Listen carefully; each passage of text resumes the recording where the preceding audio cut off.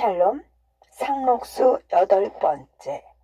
보리밥이나 조가 반 넘어 섞인 덩어리를 짠지 쪽과 고추장만으로 먹는다. 그 중에서는 돌나무 김치에 마른 새우를 넣고 지짐이처럼 끓인 동혁이 형제의 반찬이 상찬이다. 여보게들 우리 합병을 하세. 새가 똥을 갈기고 간 것처럼 얼굴에 온통 흙이 튄 것도 모르는 건배가 함지박을 들고 동혁에게로 간다. 참 그럽시다요. 나 혼자 만난 걸 먹으니까 넘어가지 않는걸요. 하고 영신은 밥을 따라 동혁이 형제의 곁으로 간다. 동혁은 커다란 숟가락으로 보리밥을 모를 지어서 푹푹 떠 넣다가 왜 일 안 하고 편하게 지내는 사람이라야만 기름진 걸 먹는 그 쉬운 이치 속을 모르세요? 하고 껄껄껄 웃는다. 영신은 저를 빗대어 놓고 하는 말이 아닌 줄 알면서도 얼굴을 살짝 붉혔다. 닭국 한 그릇을 들고 서로 권하느냐고 이리 밀어놓고 저리 밀어놓고 하니까 아까부터 넘실거리고 있던 동화가 그럼 이리 내슈. 먹는 죄는 없다우 하고 뚝배기를 집어들고 돌아 앉아 훌훌 마시더니 건더기까지 두매 한쪽으로 건져 먹는다. 형은 어처구니가 없어서 아무튼 비유는 좋다 하고 아우의 턱 밑에 어그적거리는 근육을 곁눈으로 본다. 영신은 퍽쾌활하시군요 하고 웃어 보일 수밖에 없었다. 건배는 동화를 물끄러미 보다가 참말 우리들의 먹는 거란 말씀이 아니죠. 그래도 오늘은 일을 한다고 반찬이 좀 나은 셈인데요. 이제 보릿고개를 넘기려면 굴뚝에서 연기가 못 나는 집이 건성 드문해요. 높은 고개를 올라질수록 숨이 가쁜 것처럼 이 앞으로 몇 달 동안이 한참 어려운 고비니까요. 하고 여러 사람의 밥 먹는 것을 돌아보면서 우리 동리 사람들이 지내는 걸 보면 기가 막히죠. 몇십 리밖에 나가서 분파리를 하면 쌍매기로 한 대도 고작해서 35전이나 40전을 받는데 어둑어둑할 때 꺼정 일을 하려면 허기가 지니까 막걸리라도 한 사발 마셔야 견디지 않겠어요. 그러니 나머지 돈을 가지고는 수다 식구가 입에 풀칠도 하기가 어렵거든요.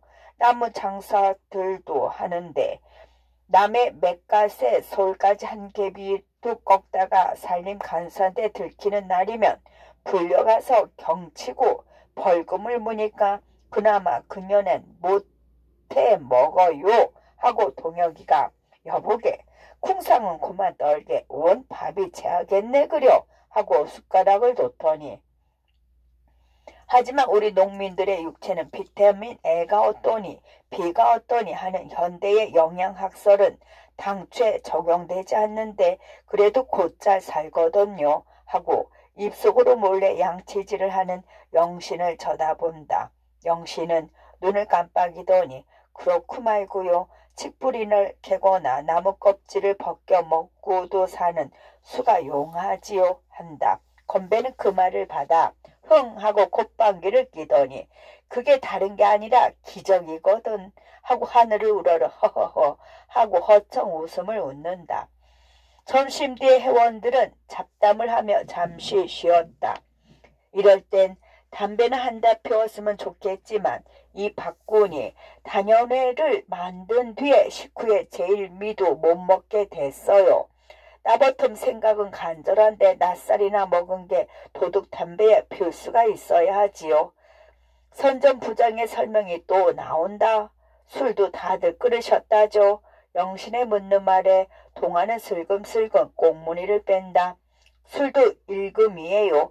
내 의견 같아선 막걸리 같은 곱기 있는 술은 요기도 되고 취하지 않을 만큼 흥분도 돼서 일도 훨씬 붓것만 젊은 기운이라 입에만 대면 어디 적당하게들 먹어야 하지요. 신장로가에 술집이 둘이나 되고 못된 계집들이 들어와서 젊은 사람들의 풍기도 나빠지길래 회원들은 당최 입에도 대지 않기로 했어요. 하지만 혼인이나 한각 같은 때는 더러 밀주들을 해먹는 모양입니다. 하고 동혁이가 뒤를 대어 내 아우 하나가 말 안 듣고 술만 먹으면 심술 부려서 여러 회원들한테 아주 면목이 없어요. 하고는 제 발에 절여서 피해가는 아우의 등 뒤에다 대고 눈살을 찌푸린다. 동혁은 말을 이어 회원들에게 조사를 시켜서 1년의 지출액을 뽑아 보니까 100호도 못 되는 이 동네에 술값이 거의 900원이나 되고요. 담배값이 500원이나 되니 참말 엄청나지 않아요.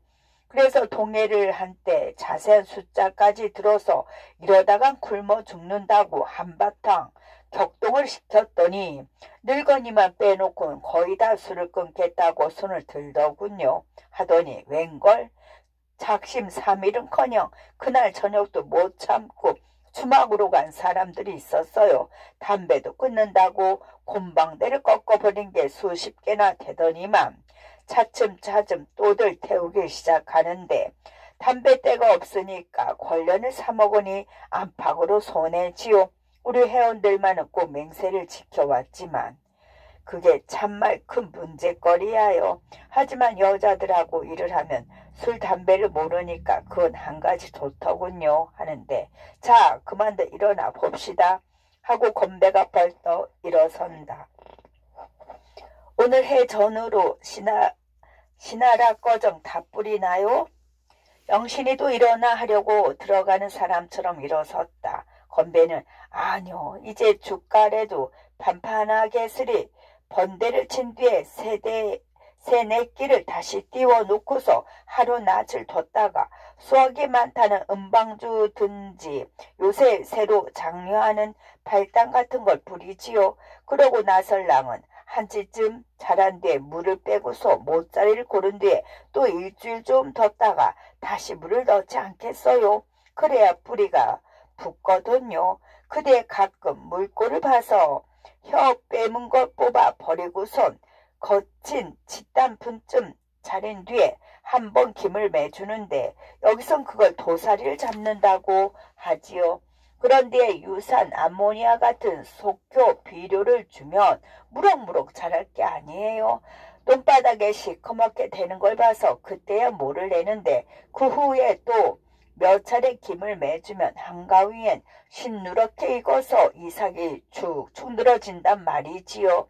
아 그러면 낫을 시퍼렇게 가로가지고 덤벼들어 척척 후려서 묶어 세우군. 하고 신이야 너기야 배우처럼 형용까지 해가며 주워 섬기는데 동혁은 듣다 못해서 여보게 웬 놈의 수다를 그렇게 늘어놓나. 저 사람은 입도 아프지 않은 게요. 하고 빈잔을 주듯 하고는 논으로 들어선다. 건배는 들은 채 만채 하고 아 그러고 신랑 대상을 놓고 바심을 한 뒤에 방아를 찧어서 외시 같은 하얀 쌀밥을 지어놓고 통배추 김치에 하고 마른 침을 꿀꺽 삼키는데 영신은 항복이라 하는 듯이 손을 들고 그만요 그만하면 다 알겠어요. 어쩌면 그렇게 입담이 좋으세요. 하고 호호호 웃으며 건배의 입을 막듯 하였다. 그래도 건배는 두고 보세요. 양석도 바라보지 못하던 논에서 한마지게 석삼 주수는 무난히 하고 말 테니 그만이나 해야 우리들이 땀을 흘린 티가 나거든요. 가만히 그대로 내버려두면 얼마든지 더 짓거릴 형세다. 더군다나 농사는 이력이 있어야겠어요. 우린 아주 손방이지만. 영신이가 대접상으로 한마디를 해주니까 건배는 아무렴 그렇고 말고요. 이력이 제일이지요 하면서 수건으로 머리를 질끈 동이더니 황새의 다리를 성큼성큼 떼어놓으며 논으로 들어갔다. 어느덧 곁들이 할 때가 되었다. 12 회원들은 손을 맞아 거쩡거쩡 일을 해서 오늘 일은 거의 끝이 나게 되었는데 먼저 나와서 발을 닦던 동화가 큰 마을편을 바라보더니 에이키 건살포 나오시는군 하고 입을 삐죽해 보인다. 여러 사람들의 눈은 그리로 쏠렸다. 가슴 속의 비밀 건살포라뇨?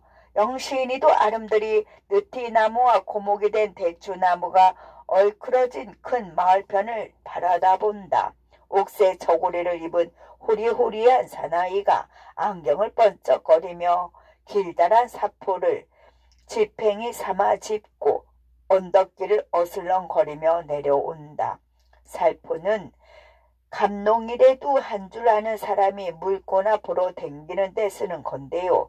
저 사람은 1년 감이 열린 것 보고 곧 감자 탐스럽게 열렸군 하던 출신이 살포를 건성 휘두르며 댕겨서 건살포라고 별명을 지었어요. 이빠른 소리 잘하는 동화의 대답이다. 저 사람이 누군데요? 영시는 새신랑처럼 옥색 저고리를 입은 인물에게 호기심을 일으키며 물었다. 형님한테 들으시겠지요? 저 강도사 집의 둘째 아들 김한이에요. 동경 가서 어느 대학에 댕겼다가 무슨 공부를 그렇게 지독하게 했는지 신경쇠약이 걸려 나왔다나요? 네, 그래요. 그럼 이 근처선 제일 공부를 많이 한 청년이로군요. 그런 셈이지요. 헌데 자제가 아주 노세예요. 자제가 아주 노세예요. 아니 노세가 뭐예요? 하고 영신이가 재차 묻는 말에 동화는 무심결에 그런 말을 입 밖에 내놓고는 말 대답을 얼른 못하고 픽픽 웃기만 한다. 노세는 말과 당나귀 사이에서 난 특이인 것을 알고 있으나 그 물건이 명색만 달랐지 생색을 못하는 동물이라는 것까지는 영신이가 모르고 있었다. 이 동리 청년들끼리 엇막는 숫짝으로 헐만 좋지 그저 아무짝에 소용이 닿지 않는 인물을 암시하는 말이었다. 영시인은 어렴풋이 김한이란 사람을 놀리는 말이거니 하고 더 묻지를 않았다. 김한이는 언덕에 살포를 꽂고 왼팔을 하늘르한 회색 바지를 입은 허리춤에 찌르고 서서 여러 사람이 일하는 것을 내려다보고 섰다. 무슨 풍경화나 감상하는 듯한 자세를 짓고 선 것이 몹시 아니꼬아 보여서 그것만 보아도 비유가 뒤집히는 듯 평이 남네. 허구 연계만 실컷 과먹고 나니까 개트림이 나는 게지. 저 작자가 어슬렁거리고 댕기는 꼴을 뒀다가 봐도 눈꼴이 들리더라 하고 동화는 정작 툴툴거린다. 곁에서 말뚝을 밟고 있던 동혁은 아서라 오다가다 들으라. 기먹은 욕도 그만큼 먹었으면 그만이지. 그렇게 원수 지불을 할 게 뭐 있니? 제 딴에 우리한테 하느냐고 하는 걸 하고 아우의 험구를 들어 막는다. 이번에는 건배가 영신의 곁으로 와서 바제 흙탕물이 튀어서 말라붙은 것을 비벼 떨면서 김한이가 앉은 언덕 위를 흘끔 쳐다보더니 그래도 저 사람은 돈밖에 모르는 제 아버지나 형한테 대면 없는 사람들을 꽤 동정하는 셈이에요. 이 논 단마지기를 우리한테 도지로 얻어주려고 담배시로 뒤운방을 파려고 드는 제 형하고 싸움을 다했으니까요.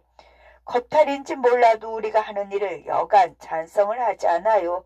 이따금 우리를 청해서 그 집에 가는 날이면 이 밥에 고기 반찬에 한턱 잘 먹여서 소복을 단단히 하고 나오는데 저 동화군이 아주 웅축거든요.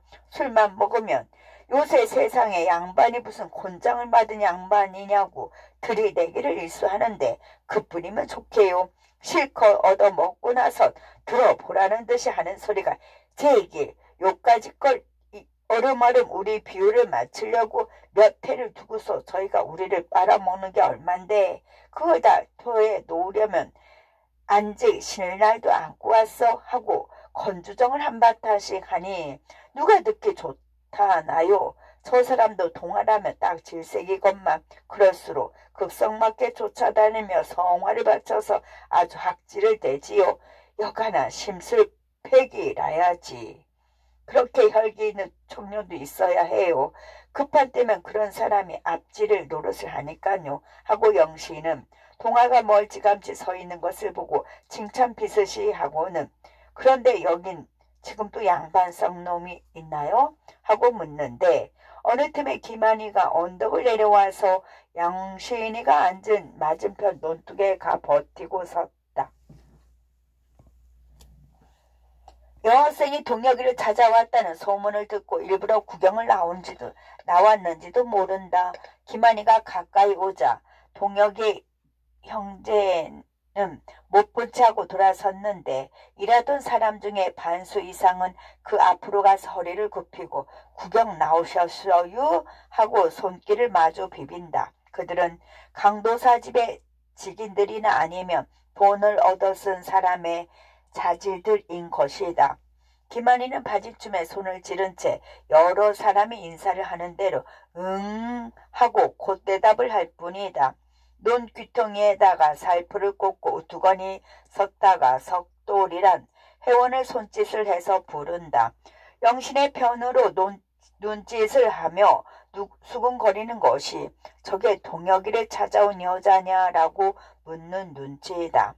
석돌이는 말 대답하기가 거북한 듯이 고개만 끄덕여 보이다가 일자리로 돌아간다. 영신이는 김한이가 맞은편에서 안경 너머로 똑바로 건너다보고 섰는 것이 면구스러워서 난 저리로 거닐다 오겠어요 하고 일어선다. 나 하던 일을 다 했는데 혼자 다니시다 길이나 잊어버리시게요 하고 건배가 뒤를 대선다. 동혁은 책임상 일이 다 끝나기 전에는 일어서기가 어려운 모양인데 영신이 혼자 돌아다니게 내버려 두기도 안 됐고 하던 이야기도 남아서 건배는 입이 궁금하였던 것이다. 두 사람은 가만히 서서 김한의 등 뒤로 돌아 멀리 바닷가 내려다보는 언덕으로 올라갔다. 농가 밭이 눈앞에 질펀히 깔렸는데 여기저기서 두레로 물을 푸는 소리와 소무는 소리가 들린다.